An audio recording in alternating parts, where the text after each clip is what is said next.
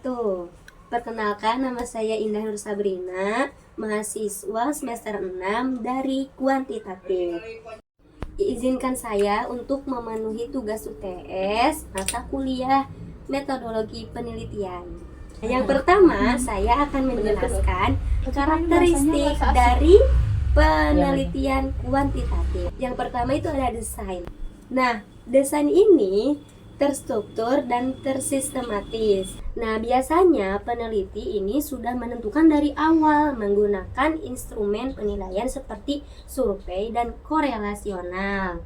Nah, biasanya peneliti merancang ini menggunakan langkah-langkah secara rinci untuk mengukur variabel. Nah, yang kedua itu ada tujuan. Tujuan ini untuk mengukur, menguji, dan membuktikan. Nah, tujuan ini adalah untuk mengetahui hubungan antar variabel. Kemudian, tujuan ini untuk membuktikan dugaan sementara atau hipotesis. Dan tujuan ini untuk menjelaskan suatu fenomena dengan data numerik atau objektif. Nah, yang ketiga itu ada teknik pengumpulan data.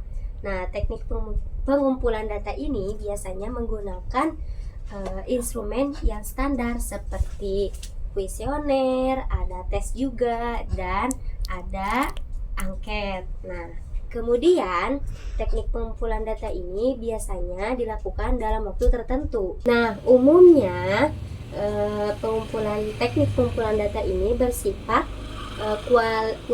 kuantitatif atau menghasilkan angka agar bisa diolah secara statistik. Yang keempat itu ada data. Nah, data ini umumnya bersifat numerik atau kuantitatif. Nah, data ini biasanya dikumpulkan dalam bentuk angka atau skor, lalu diolah untuk mencari pola rata-rata, perbandingan dan atau hubungan. Nah, yang kelima yaitu ada sampel. Nah, sampel ini bersifat representatif atau bisa dilakukan secara acak. Bisa disebut juga random sampling.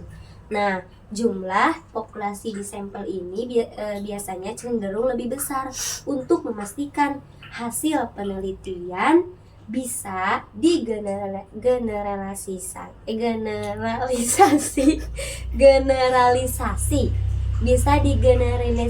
ke populasi yang lebih luas.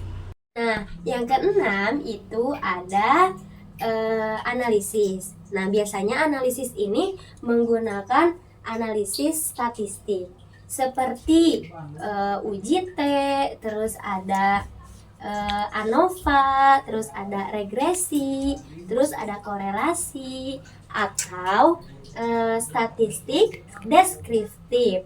Nah, tujuannya untuk menguji hipotesis dan untuk mengetahui sejauh mana hubungan antar variabel. Nah, yang ketujuh itu ada hubungan dengan responden. Nah, biasanya hubungan dengan responden ini bersifat formal tetapi tidak personal. Jadi biasanya penguji itu menjaga jarak agar tidak mengganggu data. Ya, agar tidak mengganggu data. Nah, biasanya responden ini hanya diminta untuk mengisi angket atau menjawab pertanyaan dengan jawaban yang tetap atau skala. Nah, selanjutnya saya akan menjelaskan metode-metode dalam penelitian kuantitatif. Yang pertama itu ada survei. Nah, survei ini biasanya banyak digunakan oleh orang-orang.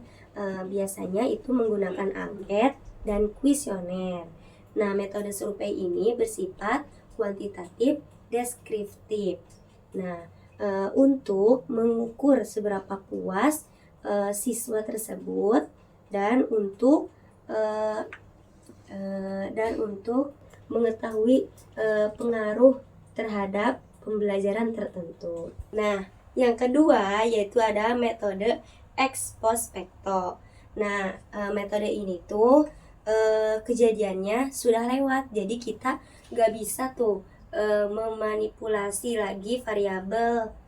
Misalkan kita mau meneliti trauma di waktu masa kecil tuh berpengaruh nggak sih ke sifat agresif remaja gitu. Nah, kita teliti dengan data yang ada, tapi tidak akurat karena kejadiannya sudah lewat gitu. Nah, yang ketiga ada metode eksperimen. Nah, kalau metode eksperimen ini kebalikannya dari metode ex post facto. Kalau metode ex post facto itu tidak bisa memanipulasi variabel karena sudah lewat kejadiannya.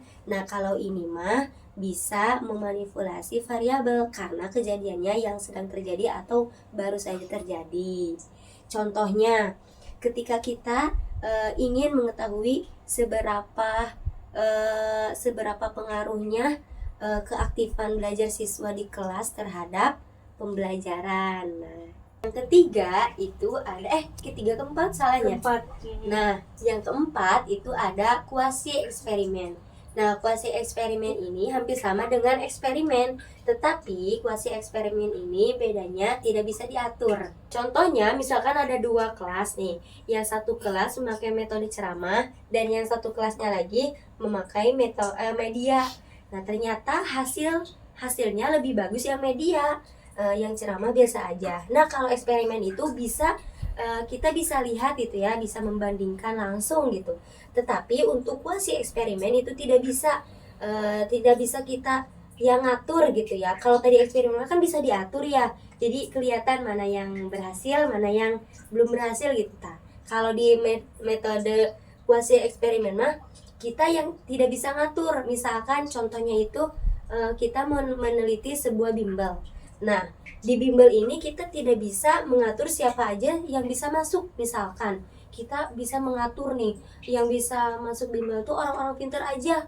Nah, kita nggak bisa seperti itu. Yang namanya bimbel itu pasti siapa aja mau masuk gitu kan. Mau itu pintar atau yang belum pintar atau yang biasa aja atau yang luar biasa gitu. Jadi kita intinya di metode kuasi eksperimen itu hasilnya masih semu gitu ya, masih bayang-bayang gitu, dan kita tidak bisa mengatur. Nah, metode yang kelima itu ada metode evaluasi. Nah, evaluasi ini tujuannya untuk mengukur seberapa berhasilnya suatu program. Contohnya, di satu sekolah mengadakan program kebersihan. Nah, kita untuk mengukur berhasil atau tidaknya kebersihan itu, maka diadakanlah evaluasi.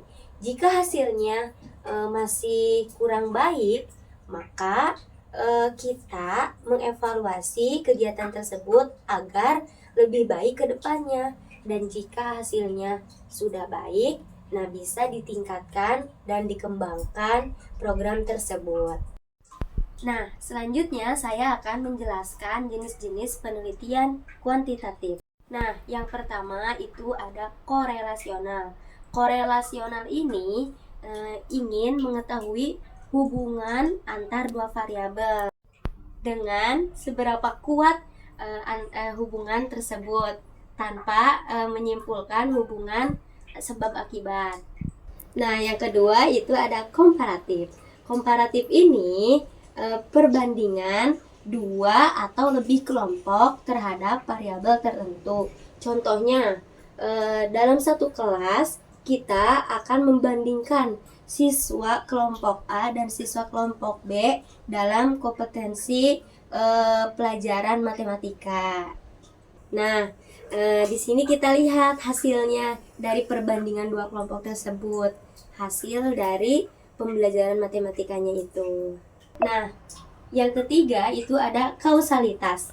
Kausalitas ini kita untuk menguji berpengaruh atau tidaknya antar hubungan terhadap variabel tertentu dalam hubungan sebab akibat. Contohnya, ketika dalam satu kelas kita akan mengadakan ujian matematika.